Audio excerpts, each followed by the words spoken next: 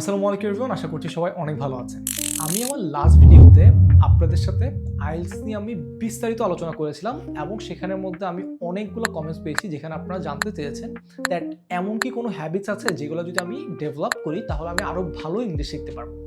তাই আজকের ভিডিওতে আমি আপনাদের সাথে 5টা এমন হ্যাবিট শেয়ার করব যে হ্যাবিটসগুলো আপনি যদি বিল্ড করতে পারেন তাহলে আপনি খুব সহজে আপনার দৈনন্দিন জীবনের থেকেই মানে কোনো ধরনের ড্রাস্টিক চেঞ্জ না এনেই আপনি ইংলিশে অনেক বেশি ভালো হয়ে যাবেন এবং আপনি নিজেই অবাক হবেন একটা সময় গিয়ে দ্যাট কীভাবে আসলে আপনার ভোকাবুলারি, আপনার স্পোকেন ইংলিশ এবং আপনার রিটেন ইংলিশও একটা ড্রাস্টিক চেঞ্জ আসবে। So without any further do let's start the video.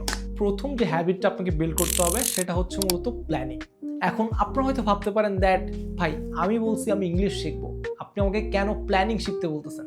দেখেন, প্ল্যানিং শিখতে বলতেছি এটার কারণ হচ্ছে আপনি যদি মনে করেন আপনি 6 প্যাক বানাতে চান কিন্তু আপনার বাসার আশেপাশে কোনো ধরনের জিম নেই এবং আপনি সারাদিন অয়েলি ফুডস এবং যেসব ফুডসগুলোতে অনেক বেশি ক্যালোরি সেসব ফুড আপনি খাওয়া দাওয়া করছেন, তাহলে কি আসলে কখনোই আপনার পক্ষে অ্যাপস বানানো কিংবা হেলদি লাইফস্টাইল মেনটেন করা পসিবল? কখনোই না। সো আপনি যদি আপনার ডেইলি লাইফস্টাইলে এমন একটা টাইম নিজের স্কেডিউল থেকে ডেডিকেট না করেন ইংলিশ শেখার জন্যে, তাহলে কিন্তু আসলে কখনোই আপনি ইংলিশটা শিখতে পারবেন না ওভাবে।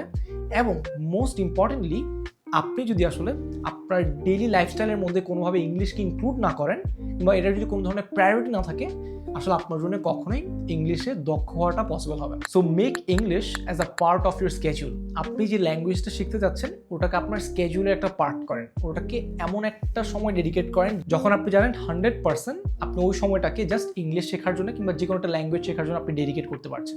সেকেন্ড যে হ্যাবিটটার কথা আমি আপনাকে বলবো সেটা হচ্ছে using the language in your field of interest.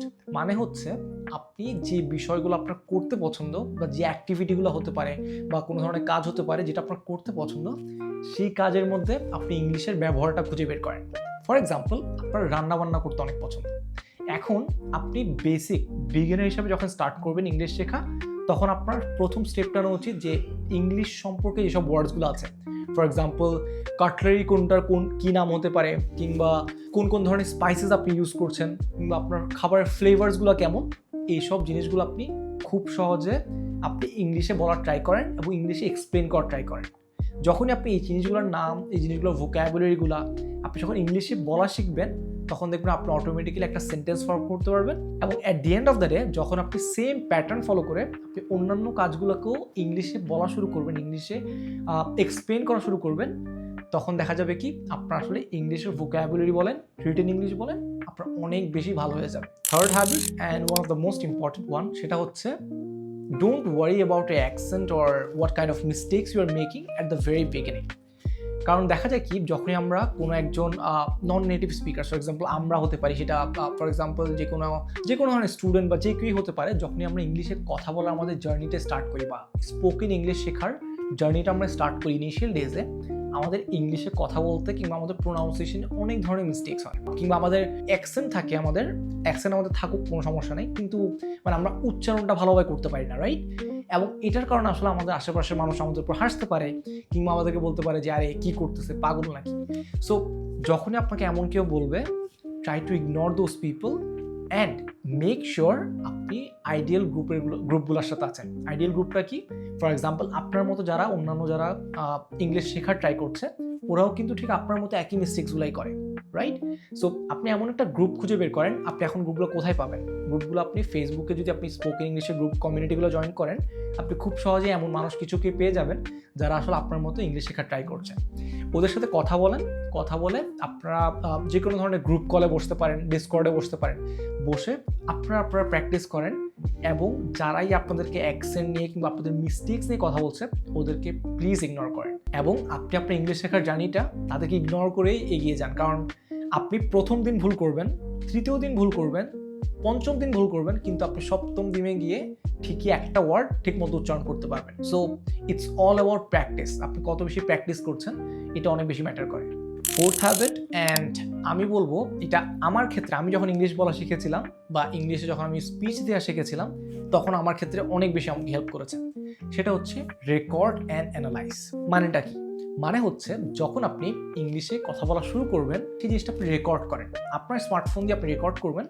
Record করার সময় আপনি দেখবেন যে আসলে আপনি কোন প্রোনাউন্সিয়েশনগুলো আপনি আসলে ভুল করছেন।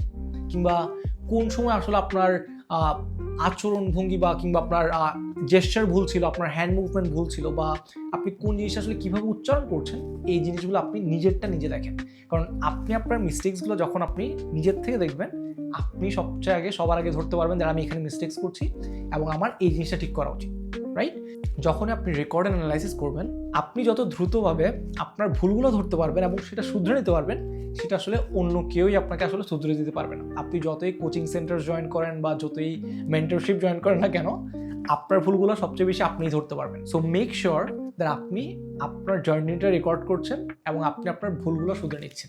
Last but not the least, সেটা হচ্ছে use AI for practicing vocabulary.